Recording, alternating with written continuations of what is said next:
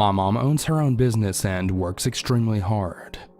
This means that she spends many late nights sitting on the living room floor with her work sprawled out around her. One night back in 2003, she had her typical routine going, sorting through paperwork and making piles. It was late, close to midnight on a Wednesday, so when the phone rang, she was a bit surprised. My dad worked third shift at a factory, so she assumed it was him. When she answered the phone, there was no reply, just lots of heavy breathing. Admittedly creeped out, she hung up and called my dad. He told her he hadn't called and she left it at that. Keep in mind, this was almost 15 years ago and we lived in a small town with practically no crime. We never locked our doors and we were never scared of dangerous people, but the phone calls kept coming. Every night, multiple times a night. And the person on the end started talking. He started by saying, "Hello, Diane. You're so beautiful. I'd love to meet you." And things quickly escalated into him going into graphic detail of how he wanted to rape and strangle her. Of course, she stopped answering the phone and she informed the police, but nothing was ever done and the phone would continue to ring. My parents weren't in the situation where my dad could stay home from work, and my mom truly believed that the calls were just empty threats, so things continued on. Until one night he got brave. My mom was sitting on the floor in front of our huge mirrored cabinet with all her work around her when the phone rang. She ignored it as usual. She was concentrating hard on a piece of paper in front of her when a glimmer of light in the mirror caught her eye. She looked up to see a pair of eyeglasses peering at her in the reflection. She spun around to face the front door, which her back had been turned to, and a man was standing there staring at her. She said they both just stared at each other for what felt like forever until she saw the doorknob turn. She started screaming and the man quickly ran away. In light of the phone calls, my parents had started locking all the doors, which was a totally foreign concept to our household. My older brother, who was about 17 at the time and was aware of the phone calls, came running down the stairs with a baseball bat, but by then the man was long gone. When the police came, they scoured our property and came across close to 200 cigarette butts right beneath our living room windows hidden behind bushes. He had been watching her for weeks. The police also happened to find a bike tire trail coming from the windows and going down the sidewalk. They took the cigarette butts and did DNA testing on them, and they were able to match them to a convicted rapist who lived down the street from us. Robert Ham. Robert Ham was arrested while riding his bike. He went to prison for menacing and attempt to commit a crime.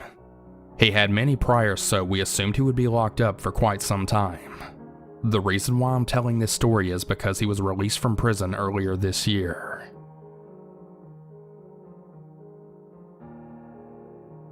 When I was in college, I went through a severe bout of depression. I rarely slept, or I slept badly with lucid nightmares. My doctor kept trying to find me the right combination of medication to relieve my worsening symptoms, but each drug had side effects and little benefit. During this time period, I spent my nights awake watching movies on my DVD player. It was in the early aughts, and that was the extent of the technology I had access to. In fact, I didn't even have a laptop with Wi-Fi. This was also before smartphones. It was only the second year of having any cell phone for me. My primitive Nokia flip phone had no ability to block or trace a number. Then the call started. They came from a spoofed number that came up as my own digits, and always between the hours of midnight to 3 p.m. Again, this was before it was common to ignore the phone, and especially from unknown numbers. Even with this in mind, beyond any reasonable explanation, I always felt compelled to answer the call and talk to whoever or whatever was on the line. The voice on the other end was a man speaking in falsetto, pretending to be a woman. The best way I can describe it is that he sounded like Buffalo Bill in Silence of the Lambs. In the background, the sound of rushing traffic on a busy street or highway filled the pauses in between his words. I got the sense that whatever or whoever the caller was lived outside. I was out of it when I picked up the phone. Usually coming straight out of unconsciousness, I would say, "Hello?" and the falsetto voice would answer me over rushing cars. It made me think he was at a payphone under a freeway underpass, or near it. "Who is this? You don't know?" He would reply with indignation as though I was in the wrong. "No, who is this?" He wouldn't answer, and so I eventually made small talk. Why, I don't know. I have no memory about what we discussed. At some point after a few of the calls, I asked if the voice was a woman who I went out with a few times, and the voice said yes. Why I asked this, even though I knew it was not a woman, is beyond my understanding. I was in a trance, a suspended state between the consciousness and shallow sleep that made me open to the most outrageous suggestion. Eventually, though, I would snap out of it and hang up, my heart raging in my chest and locking the front door. I would even push furniture against it to ensure that nothing could breach my dark bedroom. Although the call seemed to come from a big city, there was nothing that proved the caller wasn't in my backyard or even sitting downstairs. It happened at least 5 times, maybe more. The last time I received a call from my own phone number in the middle of the night, I mustered up the agency to snap out of the trance and shout, "Stop calling me!" After a pause on the other end, the voice answered, "Shut up!" in a low and guttural scream. A wall of fury blasted out of my end of the phone. It didn't sound human. Out of everything I've experienced, this voice sticks with me and haunts me above everything else. After I told it to go away, the person or thing never called me again. The most logical explanation is that it was a homeless man with a cell phone who figured out how to spoof my number, but it felt much more horrible and dark. My guts churn when I think about it 10 years later, and this is definitely not a fictional story. I wish it was.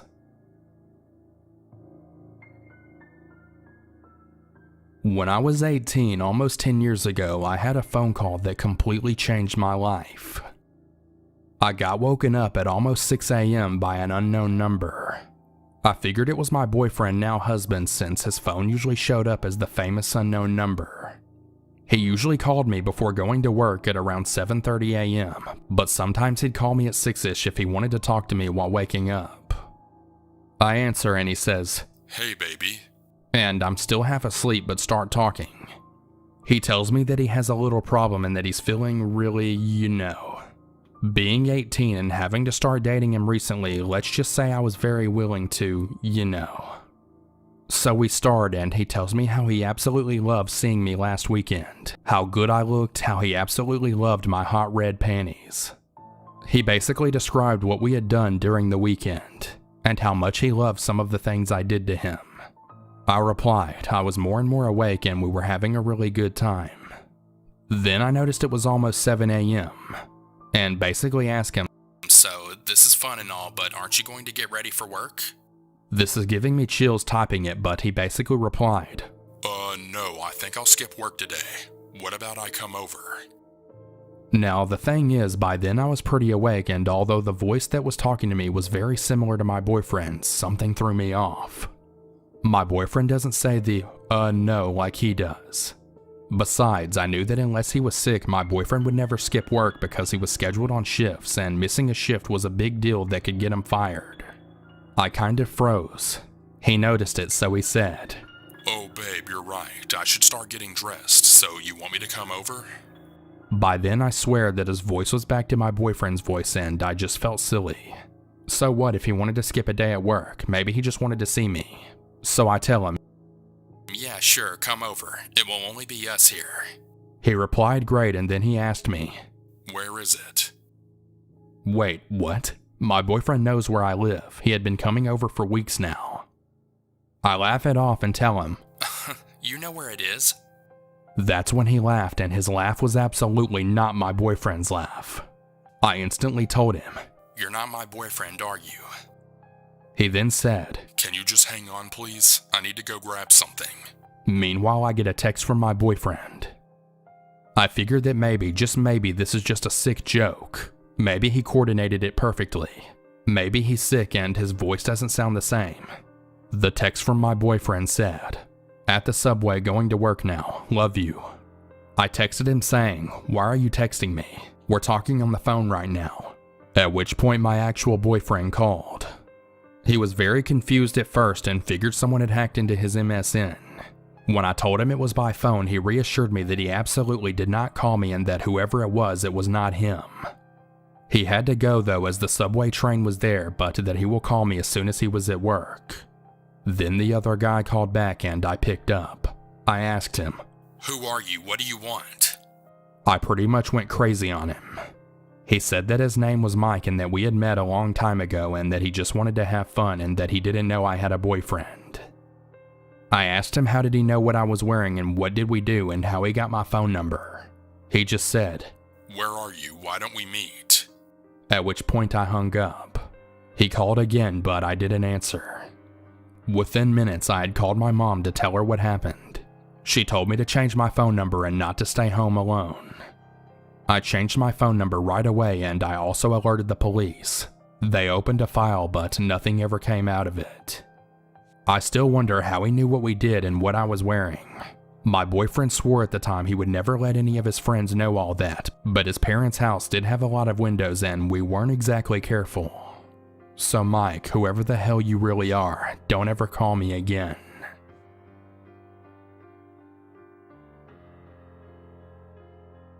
I'm the youngest of 5, my siblings being 5, 6, 7, and 8 years older than me. So there were times when my parents were out of the house and my siblings were left to watch me. I was 10 years old and it was just me and my 16-year-old sister Dawn at the house. This took place in the summer of 1981. The phone rang and I answered it. The call, who sounded very cheerful, immediately asked for my parents by their first and last names. I remember thinking he sounded familiar, like maybe one of my dad's coworkers or something. Anyway, I told him that they weren't home and he sounded genuinely sad about it. He told me that my parents had agreed to collect some items for him and bag them in brown grocery bags and leave them on the porch. They actually used to do this with clothes and such for charities, so thus far everything was making sense to me. After telling him all right, he asked if I could write down the list of things that he needed. I grabbed the small pad of paper and pencil we kept by the phone and told him I could. We started out with a few normal items, I assume since I don't remember what they were, and then he stops and asks me, "What's your favorite color?" Well, I was 10 and a girly girl, so I said purple, and he responded, "Oh, do you think that's a bit too much for little girls' silk panties?" I kind of furrowed my brow, thinking it was a bit odd, but just answered, "No, I guess not." He told me to put it on the list. He then gave me a few more items and said, "Now, this part is really important, okay? Are you ready?" I told him that I was, and he said, "I need 8 baby bottles of sperm." As you can imagine, I was sitting there writing in my 10-year-old handwriting and I get to the word sperm and I'm like, there's something not right about that word. I didn't exactly know what it was, but I knew it was not something someone should be asking a kid for. I told him to wait a minute. I set the phone down and ran into Dawn's room. She was lying on her bed reading a magazine and I told her what he said. She literally leaped off the bed shouting, "What?" and ran into the den. She grabbed the phone and was shouting, "Hello? Who the fuck is this?" over and over. Of course, the creep had hung up. When my parents got home, I told them what happened and showed them the list. They were sufficiently creeped out, but this was before caller ID and other such tools. I told them that his voice sounded familiar enough that if I heard it again, I'd recognize it, and that I thought he might work with my dad or something. Other than that, there was not much else to do. At Christmas, my mom and I were decorating the tree and the phone rang. I was standing right by it, so I turned and picked it up. It was the same man, and he just said, "Merry Christmas." Unfortunately, I panicked and I just slammed the phone down.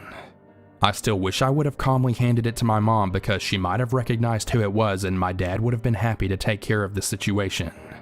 I didn't though, and as far as I know, he never called back again. I will never ever forget that happening to me. And now all these years later, I still think I would recognize his voice. And while I don't actually want to meet him, as an adult, I'd like to punch him in the face.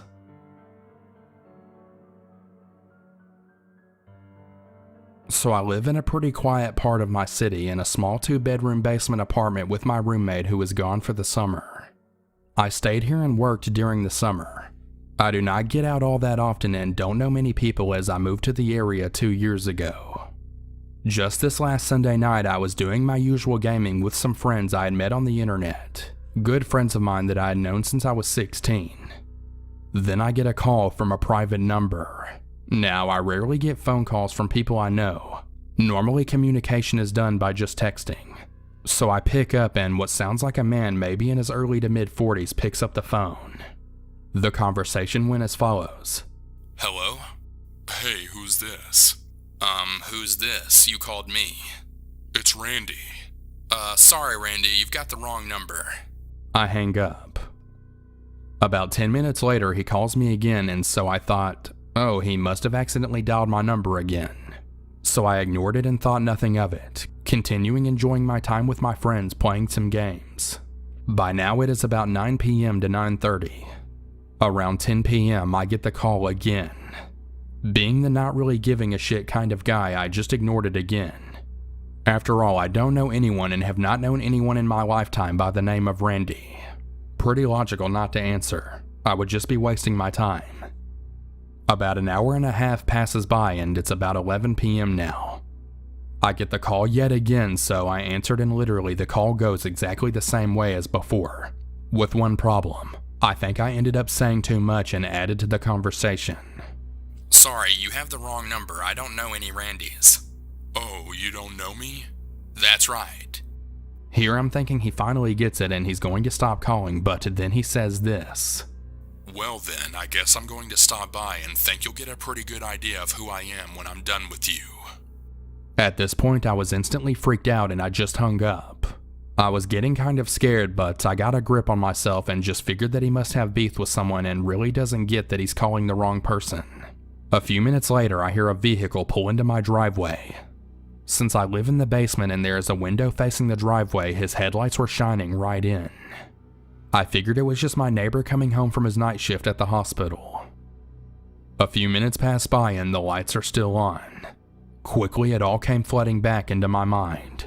Oh shit, it's him, I thought to myself, and my stomach began to knot and I felt so afraid that my hands began to tremble. I peeked through the curtains and watched the car for quite some time. I couldn't tell if there was anyone inside or not since the headlights were bright. He doesn't leave, so I call my brother who doesn't live too far from me. I told him what happened and he said, Okay, stay in your house and keep the door locked. I'm coming to get you, man. Now, my brother is a pretty intimidating guy if you've ever met him before. 6'4", broad shoulders, big, badass looking beard, etc. He comes over, I let him in, and he says, There's nobody in the car.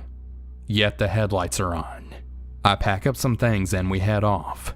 He was kind enough to let me stay at his place for a few days until I felt okay. Upon returning to my apartment today, the same vehicle is in my driveway. I started freaking out, but there's nobody in the car. I noticed blankets on all the seats. For some reason, I looked in the opposite direction right at my garbage bin. And it's my bin and it's labeled and it has the words, "It's me," written on it. I quickly went into my apartment and locked the door and took a shower. When I got out, the car was gone. Honestly, I'm pretty fucking scared right now. Nothing more creepy has been happening all that much. Mostly just paranoia and anxiety getting to me as I try to sleep. I went back to my brother's for the weekend last week and I came home for Sunday night. Things were okay and I slept perfectly fine with little to no anxiety. I was still a little paranoid at random sounds though. Sleep was great until about 1 a.m. when my neighbors thought it was necessary to have some pretty wild sex. Lots of thumping and moaning and screaming. It was somewhat comical and surprisingly it didn't bother me that much. Just the notion of another human being's voice, as erotic as it was comforting in comparison to dead silence and random noises that drive me crazy.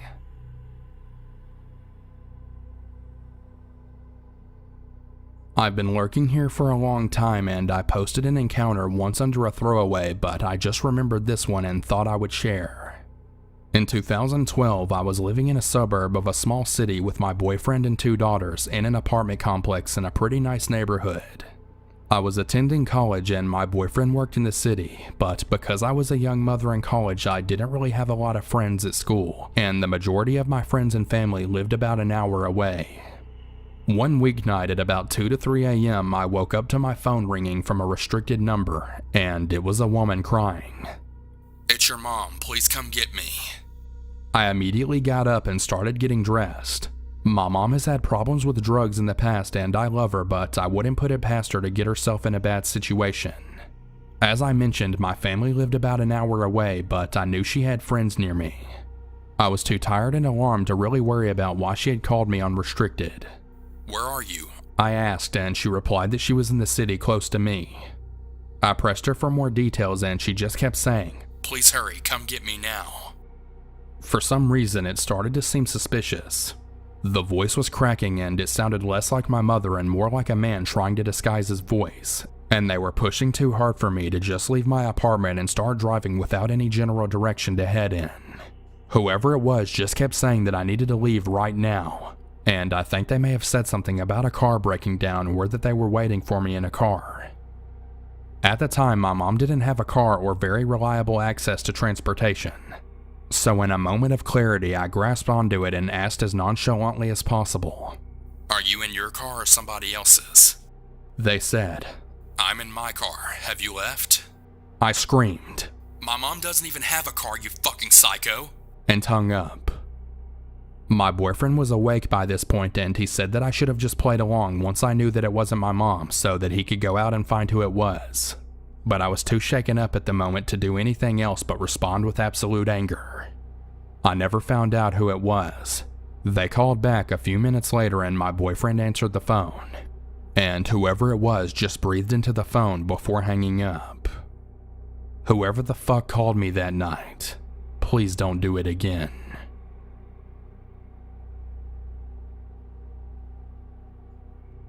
This story takes place in 2005. At that time, I was still in college, but my hometown was a short drive away, so I ended up working at my local library. This part is relevant because I believe the subject of this story attained my info through this means. I've had numerous creepy encounters with people, mostly men, throughout my life. I'm a straight male, but my short stature and boyish looks tend to attract a certain subset of creeps. Though not as much as a woman has to suffer, I can at least say I understand the psychological terror it can instill. But the library seemed to be like the epicenter of creeps. Like this creepy dude who wanted to paint me in private, which is in itself another story for another day. So one morning during the summer of that year, after a pretty heavy night of drinking with some friends, I get a phone call from an unknown number. It was the 2000s, so I wasn't one to ignore calls at that time. And it was coming in at a ridiculously early time, so I was worried it was something serious. Well, on the other end was this guy who sounded like he lacked confidence. You could hear the quivering in his voice. He asked if he could speak to, let's say, Charles. It was concerning some kind of business proposal. I told him he had the wrong number, but he kept insisting that it was okay and he'd talk to me instead. Since this happened so long ago, I was certainly hungover and I can't remember all the details of what came next, except that it was very persistent, somewhat nonsensical, and very annoying, so I hung up on him after a little bit. A week or two would go by without incident, but one early morning another call from a different unknown number came through. Same MO, asking for someone I didn't know about another deal or a house being sold. Whatever he could come up with. Again, I told him he had the wrong number and this time promptly hung up on him after he went through his spiel that it was okay and he could talk to me instead. This started happening with more frequency, seemingly at random since he wasn't consistent with what day he'd call. I still don't know why I continued to pick up unknown numbers, but even with the unsettling nature of the calls, I still wasn't 100% creeped out. Until one morning when I got another call. Same setup, except after I once again told him that he had the wrong number and that I didn't want to hear another proposal or whatever. He said in a really creepy whisper that he wanted to see my neither regions. I told him if he didn't stop, I was going to call the cops. I heard him stutter and then he hung up. Never heard from him again. Now, the reason why I think the library is relevant here is because the place was mostly run by elderly women. They were as sweet as can be and I loved working for them, but they had a penchant of trusting random weirdos with personal information about their stuff. For example, the creep who wanted to paint me learned of my full name and what I was studying in school, simply by asking one of them when they were stationed at a desk. I know that doesn't seem totally weird, but I felt it was a breach of my privacy. Especially after that same creep, knowing I was immediately uncomfortable in his presence, began to come in and linger around me when I was stationed at the checkout counter. So I wouldn't be surprised if the phone creep got my info the same way, or if he and the painter weren't one and the same.